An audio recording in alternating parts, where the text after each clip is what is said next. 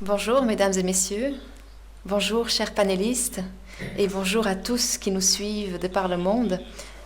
C'est un plaisir que d'être présent à cette session qui portera sur le financement des logements pour les pauvres, l'expérience indienne.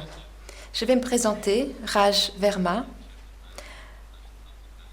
ancien directeur de la Banque nationale du logement. J'ai une expérience de 30 ans dans ce secteur du financement du logement et je suis consultant auprès du groupe de la Banque mondiale. Mona. Bonjour à tous, je suis heureuse d'être des vôtres. Je m'appelle Mona Kachwaha, investisseuse d'impact basée en Inde. J'ai passé ces dernières années en tant que capital investisseur auprès de Citibank et j'ai de l'expérience également dans le domaine de la microfinance. Ça fait 15 ans que je travaille dans ce secteur et ces 10 dernières années, j'ai eu l'occasion d'investir dans des entreprises actives dans le financement des logements et j'aimerais partager cette expérience ici avec vous. Vinod.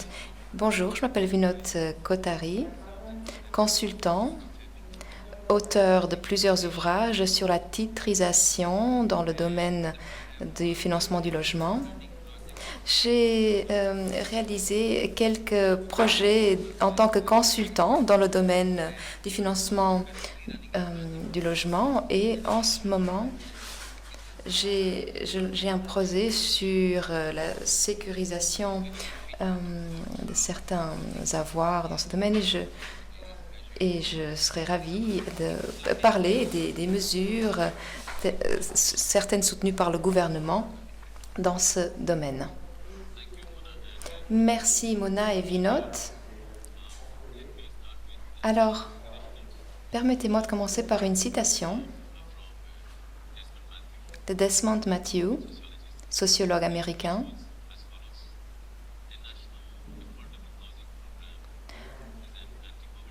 Un programme de financement du logement est un effort pour réduire la pauvreté. C'est un programme qui mise sur l'humain, qui permet d'améliorer la communauté et qu'il faut également des initiatives publiques. C'est une citation qui est inspirante et qui montre le potentiel du financement dans le domaine du logement. Et cette citation comporte la recette pour une croissance inclusive et durable. Et sur ce,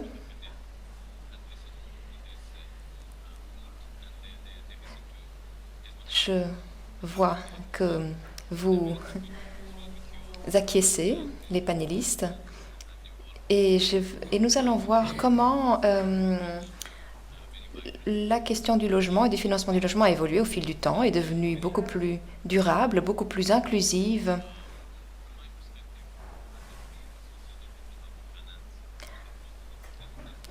Alors, moi, ça fait 30 ans que je travaille dans ce domaine et donc j'ai un éclairage multiple. Ce qui me frappe, en fait, ce sont les éléments suivants. Tout d'abord, le plus important, les politiques du gouvernement et les programmes publics. Alors, il faut déployer des efforts constants pour sensibiliser le gouvernement, pour comprendre que le logement est important en termes de financement et qu'il y a un potentiel. Et pour cela, il faut des champions. Il faut des promoteurs de cette cause et c'est ce qui s'est passé en Inde. Nous avons été en mesure de sensibiliser le gouvernement sur le besoin de financer les logements, de miser sur des projets de logements abordables et certaines politiques, certains programmes publics ont été mis en place. Les politiques, les programmes sont une chose. Deuxième élément, la création, le renforcement d'institutions. Ce que je veux dire par là, c'est les institutions donc, qui peuvent proposer des services, proposer des prêts dans ce domaine. Et il faut qu'il y ait une réglementation propice en vigueur. Il faut également que les projets soient viables. Alors, toutes ces choses se sont concrétisées en Inde. La voie a été longue, des institutions spécialisées ont vu le jour. Et donc, la création, le renforcement des institutions sont importantes. Donc, tout un cadre a été mis en place partout dans le pays. Et aujourd'hui, nous récoltons les fruits de tout cela. Et donc, des acteurs importants, les institutions, les banques, les institutions rurales, les institutions de microfinance, des institutions qui octroient des crédits hypothécaires. Et donc la Banque nationale du logement a joué un rôle important. Et plusieurs lois ont été adoptées également. Et donc ça montre l'intérêt pour promouvoir cette question. En tout cas, les progrès ont été constants. Alors pour ce qui est à côté des institutions, il y a également le développement des infrastructures. Alors, de la législation, de la réglementation, des règles, des institutions et puis des produits qui permettent d'atténuer les risques dans ce secteur, atténuer des risques également pour les personnes qui achètent les logements et pour ceux qui concèdent des prêts. Donc il faut soutenir tout ce système et nous avons également des lois qui permettent de réaliser des saisies, en fait, pour protéger les prêteurs. Donc nous avons tout un écosystème d'institutions financières pour apporter un soutien, donc pour soutenir les différents piliers. Et il faut que le tout puisse évoluer. Et quatrièmement, l'élément le plus important, le financement. Alors, du point de vue public, la création des institutions, l'infrastructure des marchés et puis le financement, ces trois éléments sont essentiels. Et la confiance règne. Nous avons pu générer la confiance auprès des investisseurs, auprès des parties prenantes, les banques, les prêteurs, les institutions et toutes les parties prenantes. Donc, nous avons des initiatives, des mesures pour construire la confiance dans cet écosystème, pour veiller également à ce qu'un financement adéquat soit disponible. Donc, voilà les éléments de ce système.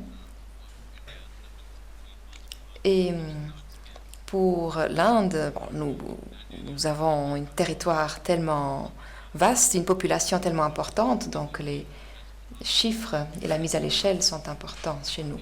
Pour vous donner quelques éléments, alors l'encours des prêts.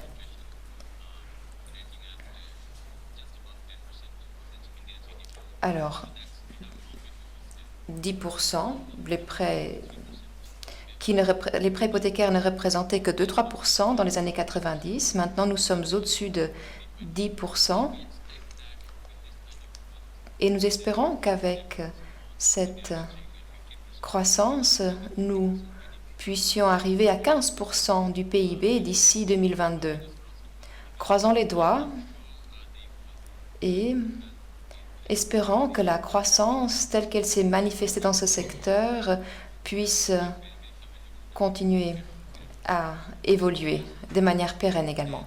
Partager quelques chiffres. Alors, l'encours actuel. Si nous revenons en 2000, 13 milliards.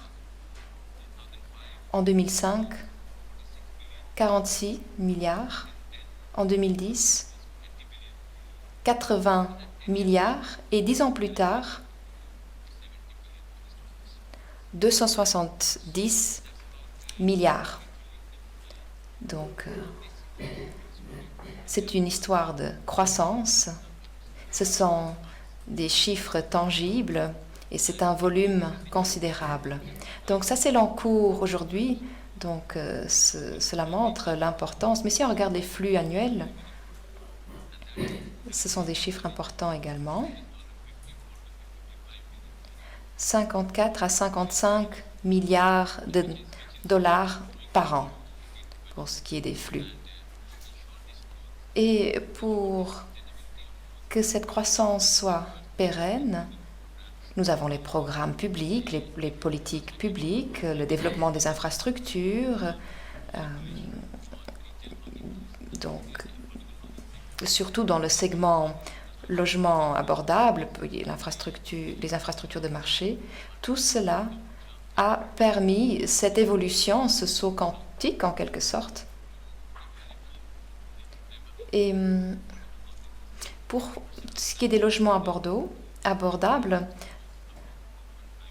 50% des financements sont accordés dans ce domaine. Cela représente 2,5 milliards. Alors nous parlons ici de populations ayant des besoins importants. Alors il y a une augmentation de la demande, une augmentation des prêts accordés. Donc 50% des banques octroient des prêts, donc pour des logements abordables, 2,5 millions. Et il y a encore tout un segment. Et pour ce qui est des sociétés pour les logements abordables, là aussi, l'écosystème leur fournit un soutien. Et 20 à 25% de ces entreprises contribuent à la croissance des micro-hypothèques et beaucoup de personnes sont ainsi desservies. Donc nous avons combiné les IMF et le secteur informel. Alors, ce sont des populations qui ont des revenus informels. Cela présente un risque en termes de crédit, mais ce risque est maintenant bien compris, mesuré et apprécié, estimé par les prêteurs qui prennent des décisions éclairées et prennent donc des risques en toute connaissance de cause.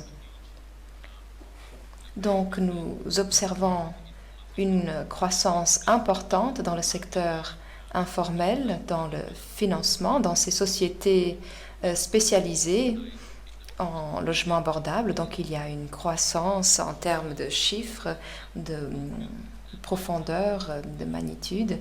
Voilà, je vais en rester là et je vais passer la parole à Mona, qui connaît bien le secteur informel et qui va partager son expérience, ses réflexions. Merci beaucoup d'avoir planté le décor et de me donner la parole. Je vais aborder la perspective de l'investisseur en capital, du financeur, en s'appuyant sur tous les points que vous avez mentionnés. On a besoin de ces bases, des bases qui doivent être très solides pour que l'investisseur puisse s'inscrire dans ce nouvel espace, avoir la confiance en un écosystème sûr, fiable, du côté du régulateur, du gouvernement, et en ligne avec les priorités et les perspectives du secteur privé. Qu'il s'agisse d'un bailleur de fonds ou d'un investisseur en capital. Donc, je vais évoquer donc ce qui nous a permis, notamment moi, en tant qu'institution, la confiance d'agir et la perspective quant à la situation actuelle. Un investisseur regarde tout d'abord la taille du marché. Est-ce qu'il y a une demande? Et le marché en Inde fait état de chiffres assez élevés, mais bien souvent on se demande si le marché est vraiment réaliste. Est-ce que l'on peut vraiment offrir des services, des produits de façon faisable en tant qu'institution? Eh bien, je pense que pour le logement, jamais ceci n'a été remis en question.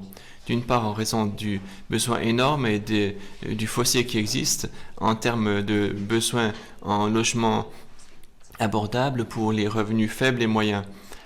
Mais pour avancer dans le cadre de cette demande, le plus important en termes de critères, je crois, c'est que ce sont des primo-accédants à la propriété qui estiment que l'actif logement est exclusif dans leur vie. Non seulement, comme vous l'avez mentionné tout à l'heure, n'est-ce une source de qualité de vie, mais également d'existence, une raison, un critère existentiel, si vous voulez. Donc la demande est énorme et la qualité de la demande est telle que les praticiens et prestataires de capitaux peuvent vraiment s'inscrire dans ce cadre. Deuxième aspect,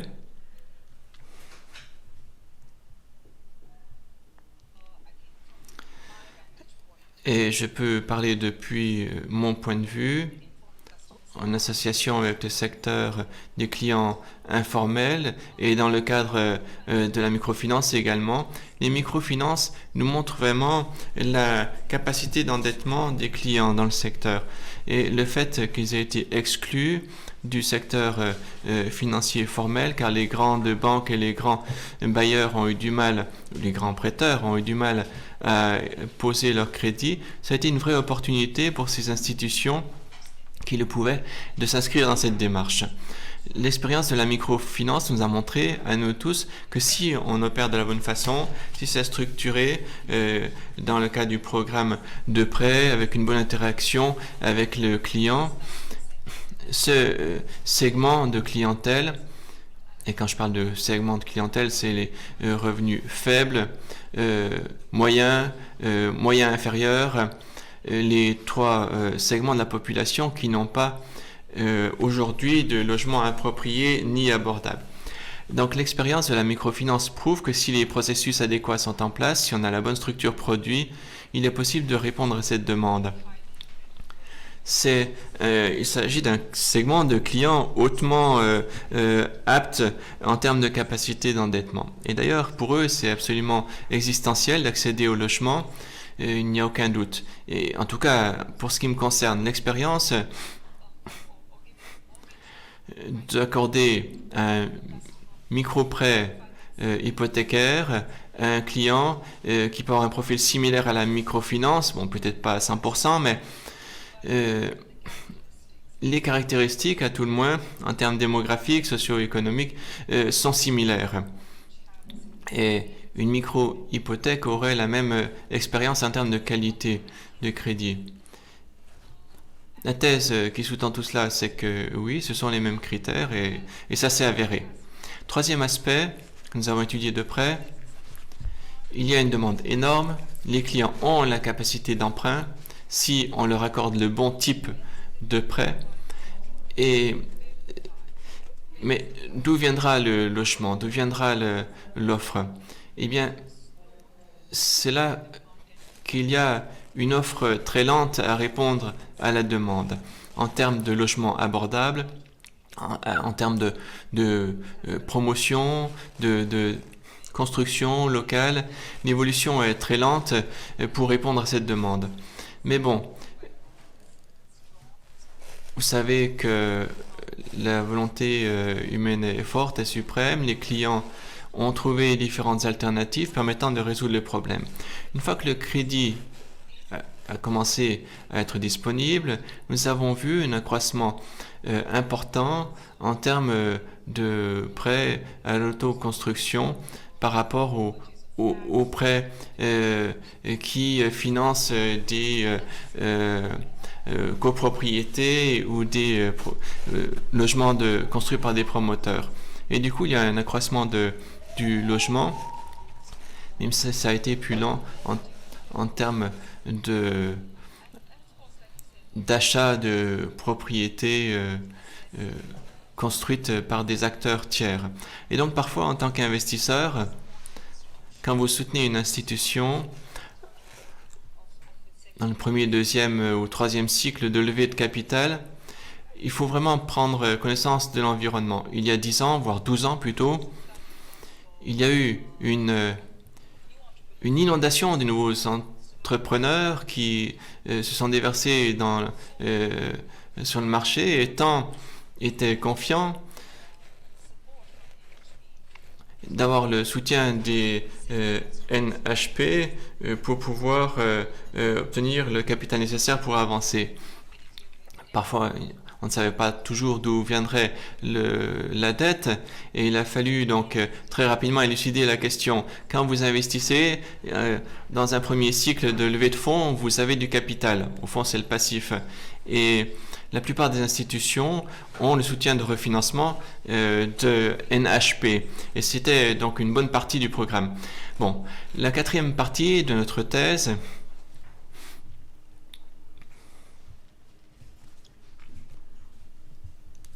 petite pause dans la vidéo. Après avoir étudié la demande, la capacité d'endettement et d'où viendrait le logement, qu'en est-il de l'environnement? Et là également, beaucoup de points d'interrogation au niveau de la dette, de la disponibilité vis-à-vis des institutions et également la part de crédit. Il y avait également donc l'aspect des normes de saisie réglementaire avec des réglementations qui n'étaient pas disponibles à tous. Il faut avoir une certaine position institutionnelle pour bénéficier de cette possibilité de saisie. Autant de points d'interrogation qui se présentaient à nous il y a quelques années. Mais en raison de l'environnement politique positif, du fort soutien du NHP, tout cela est devenu possible.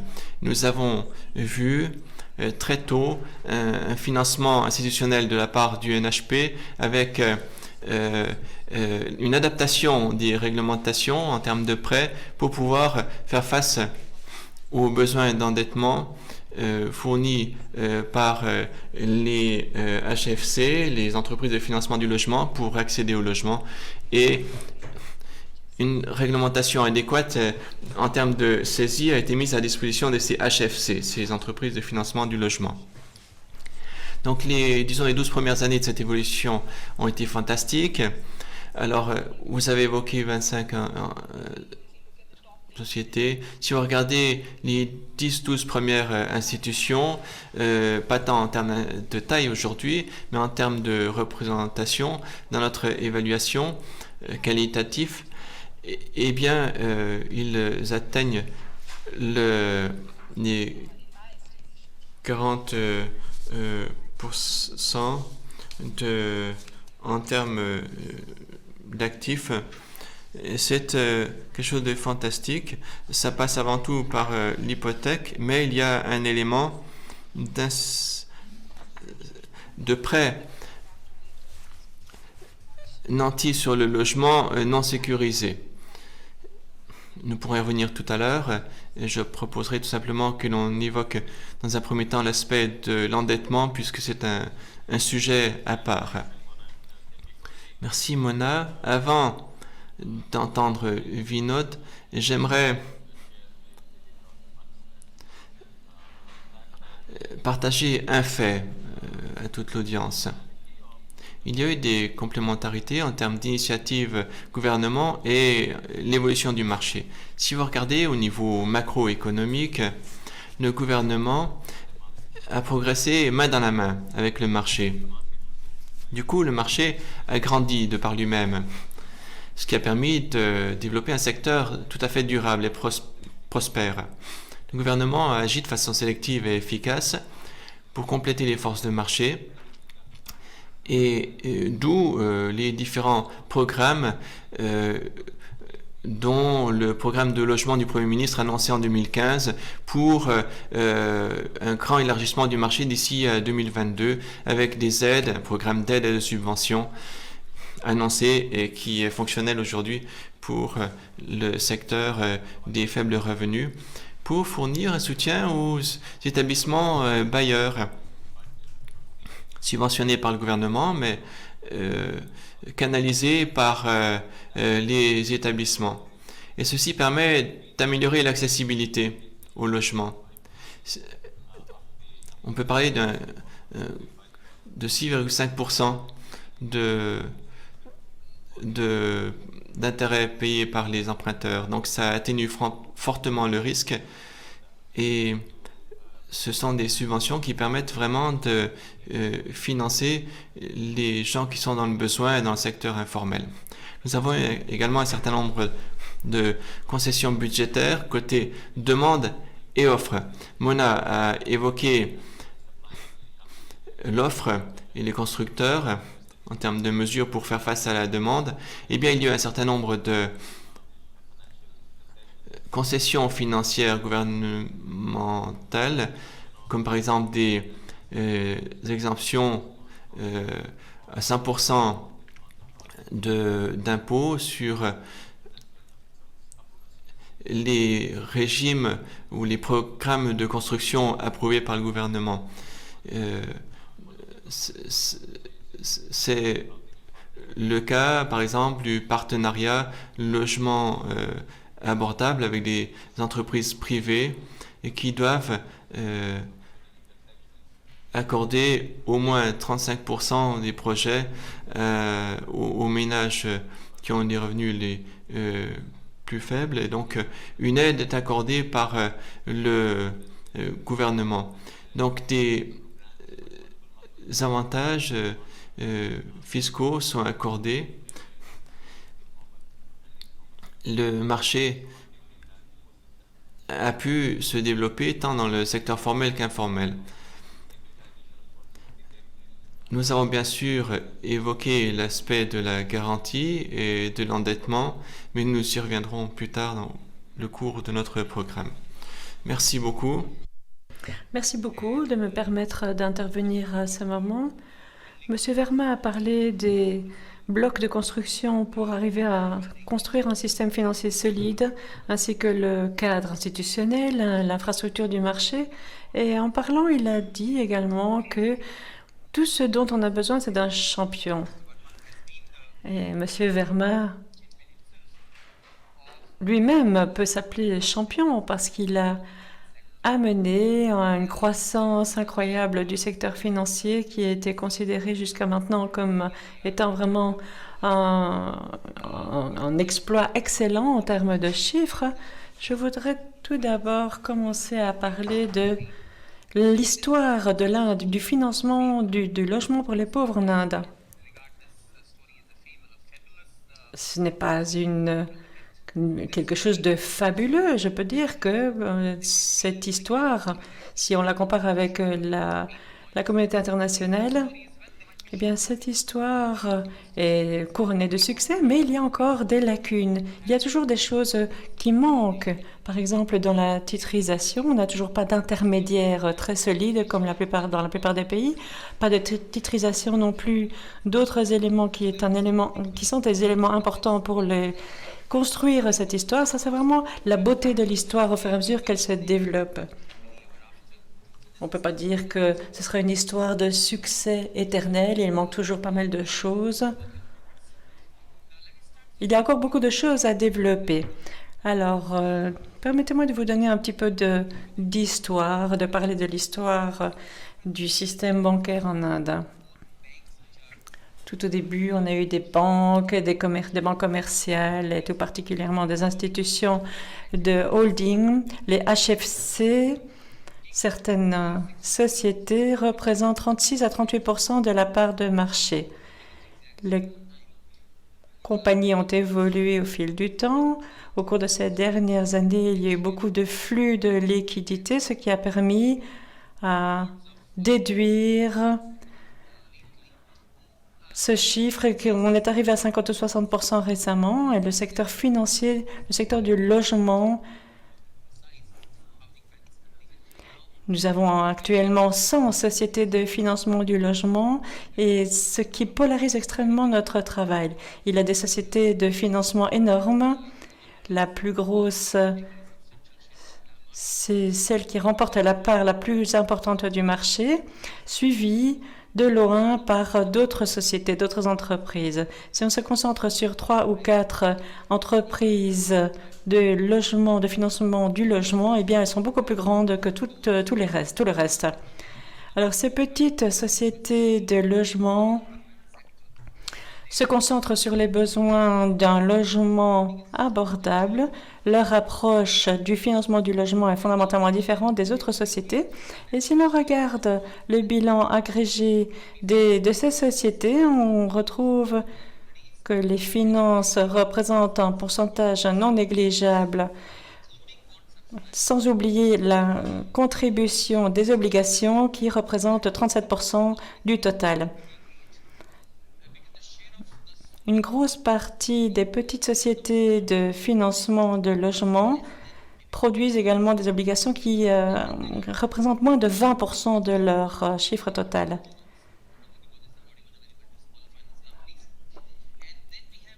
Et puis, on a des opérations de refinancement des banques intermédiaires qui refinancent les prêts, ainsi que des sociétés commerciales extérieures. Un autre équivalent indien de la titrisation qui est très important, très répandu en Inde, est également un élément important dont il faut tenir compte.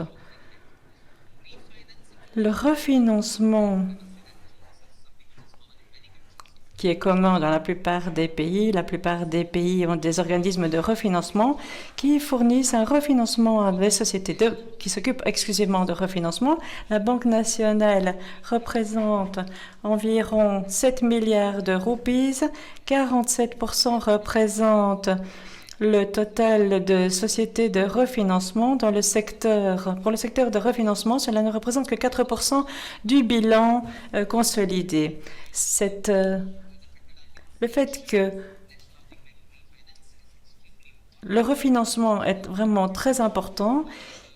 Ces sociétés de refinancement sont soumises à des sanctions si elles ne respectent pas les critères internationaux, mais le coût du financement représente un élément beaucoup moins cher que dans les autres sociétés. Ce refinancement représente une source très importante de refinancement pour certaines sociétés. Par rapport au marché des obligations, les limites pour les sociétés de financement du logement, c'est que leur ligne de crédit n'est pas très solide, la perspective est relativement faible et comme elles ont un accès difficile au marché des obligations, les investisseurs institutionnels, comme par exemple les fonds mutuels, entrent de façon agressive dans ce marché d'obligations. Et même si les investisseurs peuvent également avoir accès, peuvent s'enregistrer en tant que portefeuille extérieur dans un pays, les mesures fiscales que le gouvernement a prises pour le côté de l'offre et du côté de la demande, 5%, un taux de retenue de 5% a été acquis, a été décidé et passe par le portefeuille extérieur des obligations. Je pense que c'est un taux très intéressant. Les banques extérieures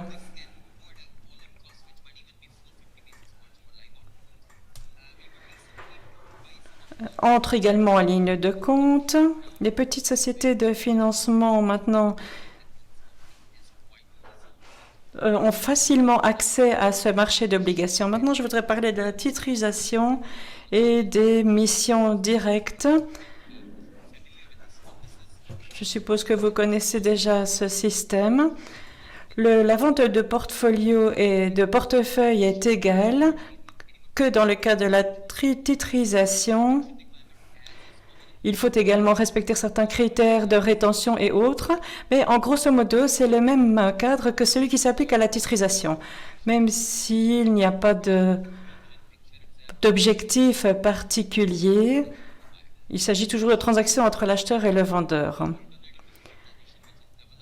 La titrisation s'est développée dans ce contexte et de façon historique en Inde, mais c'est toujours la façon la plus qui permet de développer les portefeuilles dans les différentes compagnies, dans les différentes banques. Le taux de croissance a été très élevé. Ces dernières années, on est arrivé à une croissance de plus de 100% dans le volume de titrisation.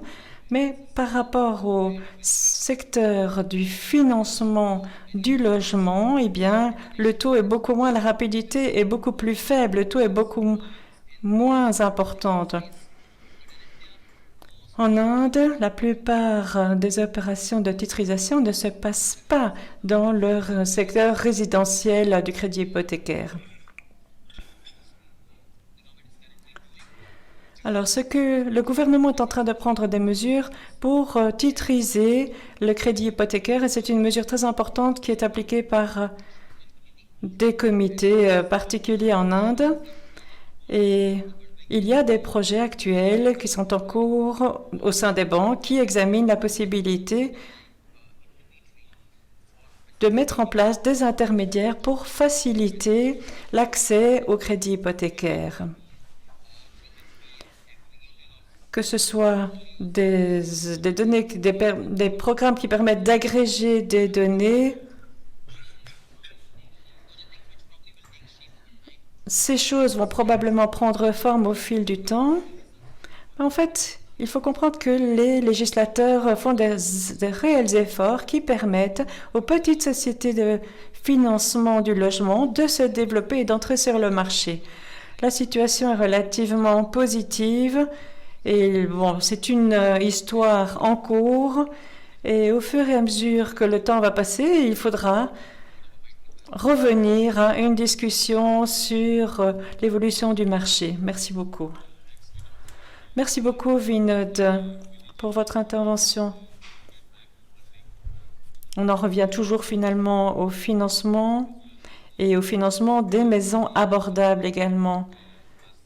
Je pense qu'il y a deux aspects très importants dans cette histoire. La disponibilité à long terme d'un financement, ça c'est très important.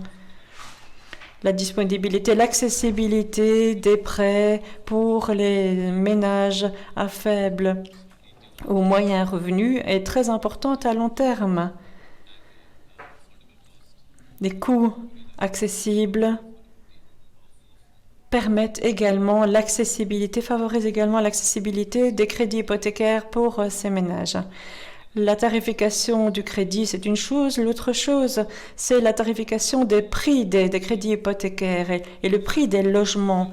Les deux éléments devraient rendre la vie plus facile pour la population. Pour ce qui est du prix des maisons, il dépend d'une gamme de facteurs différents, comme par exemple l'indexation des prix, le traitement des terrains, les approbations, les agrégations, l'efficacité de l'économie, la technologie et d'autres éléments. Donc, tout cela peut avoir une influence sur le prix du logement et le gouvernement a concédé des concessions fiscales aux constructeurs pour favoriser l'accès des futurs propriétaires au logement. Alors, du côté de la demande, les prêts sont octroyés à un meilleur taux. Le refinancement des prêts est également un élément très important pour permettre l'accessibilité au logement. On s'est toujours penché sur le marché du financement de ce logement abordable dans le pays. mais les bailleurs parfois sont empêchés de prêter à long terme. Ce qui a eu un impact sur l'accessibilité à un logement et à un logement abordable.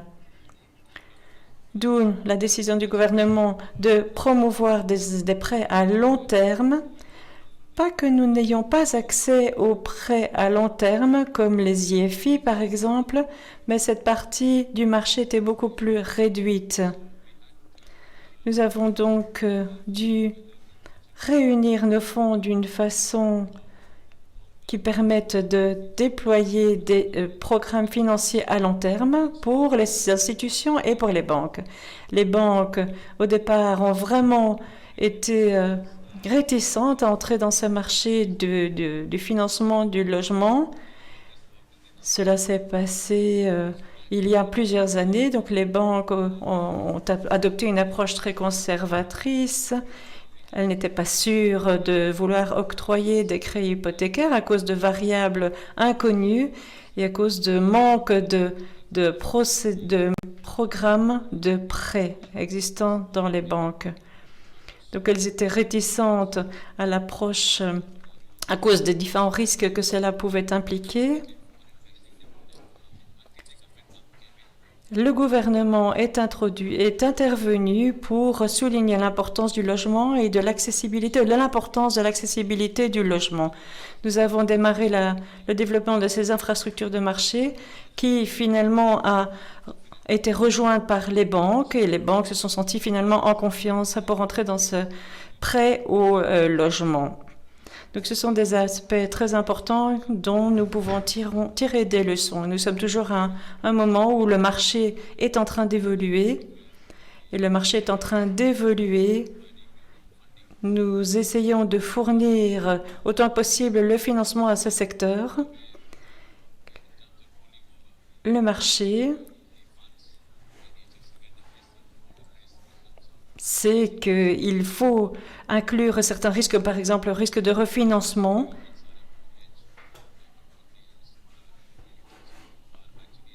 Les sociétés, les entreprises et les banques s'engagent dans le financement de ce logement accessible.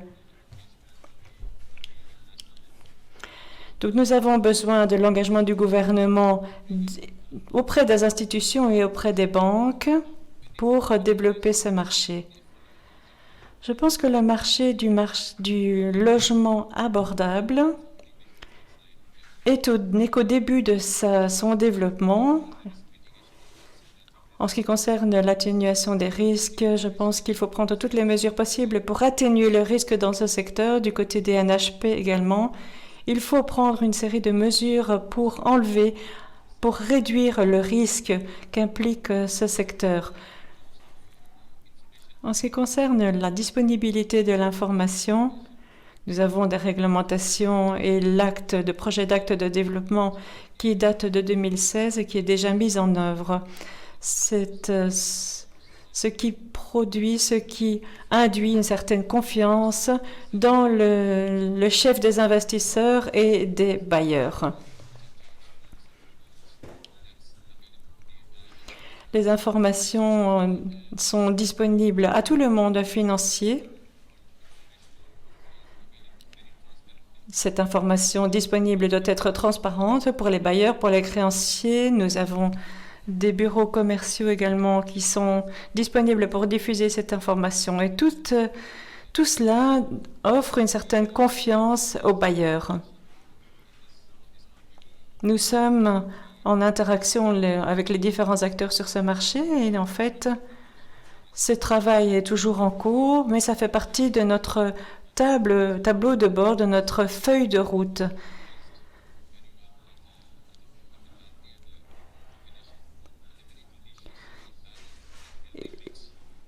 Il faut en fait souligner que la situation en Inde maintenant représente différents éléments, une combinaison de différents éléments des mesures du gouvernement et des efforts consentis par les institutions et par les banques. Il faut que ces mesures aident et soutiennent l'accès au logement. C'est la situation actuelle dans notre pays, nous sommes vraiment très optimistes. Le gouvernement a pris pas mal de mesures pour encourager et attirer les investissements de différentes parts. Les régulateurs sont très optimistes et sont très réactifs aux demandes du marché du logement et sont extrêmement réactifs. Alors, ceci dit, c'est une histoire de croissance très positive dans le domaine du logement. On n'est pas encore au bout de notre voyage. En ce qui concerne le nombre d'institutions, ce secteur est très bien desservi, tout particulièrement les régions qui n'étaient pas très bien desservies auparavant. Les succursales ont un taux de pénétration très important et très bien équipées en termes de capacité et de facultés pour desservir le marché exclu, qui était auparavant exclu. Donc cette histoire du logement deviendra de plus en plus inclusive et va s'étendre de plus en plus et sera de plus en plus liée au marché des capitaux et via le marché des capitaux au marché privé, des investisseurs privés. Notre sentiment est très positif, l'environnement est très positif pour attirer les investissements via le marché des capitaux. Le marché de titrisation se développe et va devenir vraiment dynamique pour attirer les investissements dans le marché des capitaux. Outre cela, nous sommes très intéressés dans les investisseurs privés. Nous avons eu de très bonnes expériences avec ces investisseurs privés. Nous avons pu augmenter notre encaisse. Les investisseurs ont déjà une expérience très positive dans ce marché. Maintenant, je voudrais souligner 2 défis que nous devons prendre à bras-le-corps du côté de l'offre. L'offre n'a pas un avenir brillant, n'a pas un avenir facile, mais le logement organisé, la construction organisée de la construction des groupes économiquement plus faibles doit toujours se développer. C'est toujours un travail en développement, en cours. Nous dépendons essentiellement de l'industrie financière et de l'industrie de la construction. Nous avons besoin de plateformes, de la création de plateformes de construction. Et il y a déjà un grand sentiment de construction, de compréhension entre les différentes industries sur place. Donc c'est une histoire en cours. Nous en reparlerons dans l'avenir. Nous sommes arrivés à un moment où l'industrie et les banques sont prêtes à faire un saut en avant en termes de qualité et d'accessibilité. Alors, chers amis, Vinod et Mona, voulez-vous ajouter quelque chose à mon intervention? Oui, j'aimerais ajouter quelque chose. Quand vous avez parlé de l'accessibilité des logements, alors les logements abordables, il y a peut-être encore un élément qui est évolutif et j'aimerais savoir ce que vous en pensez. C'est la location. Je n'ai pas vraiment besoin d'être propriétaire d'une maison. Alors, le gouvernement a opté pour un modèle particulier, mais c'est important pour que le logement soit abordable. L'autre question, c'est toujours lié à la location. Alors, la marge nette ajoutée par le prêteur. Alors, il y a le coût du prêt qui est assez élevé et puis la marge est plutôt modérée et probablement inférieure que dans d'autres segments. Alors le risque ici, la société de financement des logements est peut-être mieux à même de supporter les risques. En tout cas, le risque est transféré à l'emprunteur. En fait, est-ce que les sociétés qui financent des logements abordables sont bien aptes pour couvrir les risques? Existe-t-il un fonds de garantie national en Inde? A-t-il été utile? Donc, une question de M. Harry. Oui, pour répondre aux questions, merci tout d'abord pour la question et pour votre intérêt. Alors, le fonds pour garantir le défaut de paiement pour des prêts allant jusqu'à 500 000. Maintenant, nous sommes allés jusqu'à 800 000 pour un logement. Le défaut sera couvert par le fonds de garantie établi en 2012-2013. Et le ministère du Logement contribue à ce fonds. Il y a plusieurs membres, beaucoup d'entreprises participent à ce fonds. Je dirais que ce fonds se porte très bien, mais est-ce que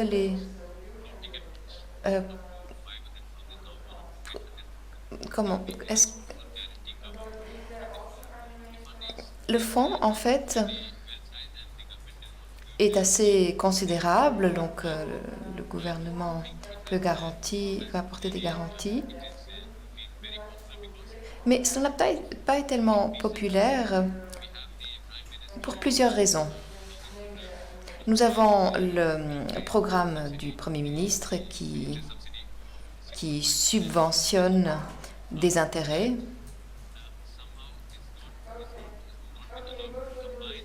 Mais ce programme-là n'a pas pu être combiné avec le fonds de garantie. Alors, ce n'était pas possible que de profiter des deux. Donc, il faut encore plancher sur cette question pour voir comment recombiner ces produits et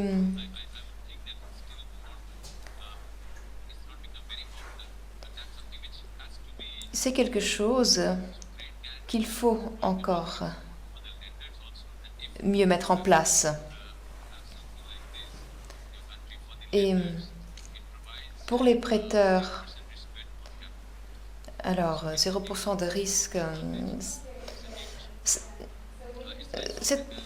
c'est comme une garantie souveraine. Alors, c'est une garantie en cas de défaut du paiement. Et donc, le défaut peut être important. Et le fonds peut couvrir des montants importants. En tout cas, c'est en cours.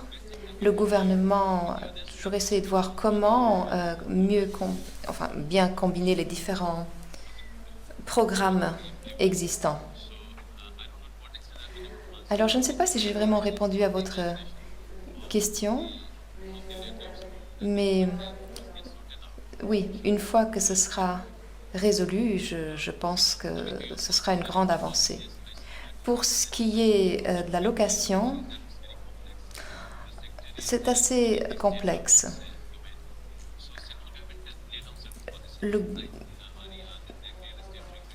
Alors, il y a des lois qui ont été adoptées, et puis ces lois doivent être appliquées. Et pour ce qui est de la location, là aussi, il faut suivre des lignes directrices. Je ne sais pas combien d'autorités locales. En fait, il y a encore des détails qui sont en cours de peaufinement, mais c'est un bon début.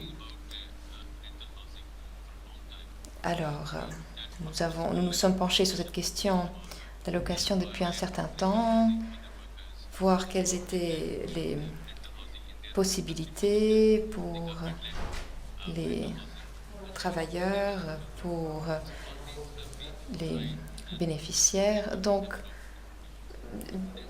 différentes mesures ont été adoptées. Mais pour le segment le plus pauvre et pour les populations migrantes, il faut qu'il y ait quelque chose qui soit proposé en ce sens.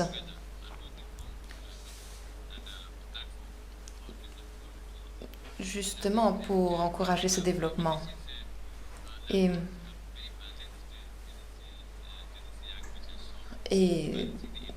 il faut tenir compte des intérêts des propriétaires, des locataires. Il faut mettre en place un mécanisme formel pour résoudre d'éventuels litiges via l'arbitrage, par exemple. Donc un cadre important pour résoudre un grand nombre de difficultés, parce qu'il y a encore une certaine incertitude du côté des propriétaires. Beaucoup de logements sont construits mais restent vacants. Donc il y a encore des unités de logement qui ne sont pas utilisées. Donc ces efforts pourront débloquer cette impasse. Il faudra voir quelles seront les réponses apportées.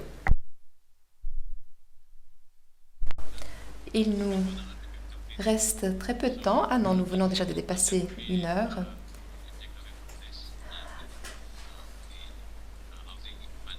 Alors,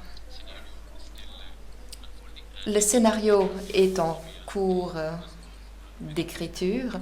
Donc, nous voyons que la croissance est importante, que tous les éléments sont en place, qu'ils fonctionnent déjà avec un certain succès. Et nous allons continuer à avancer.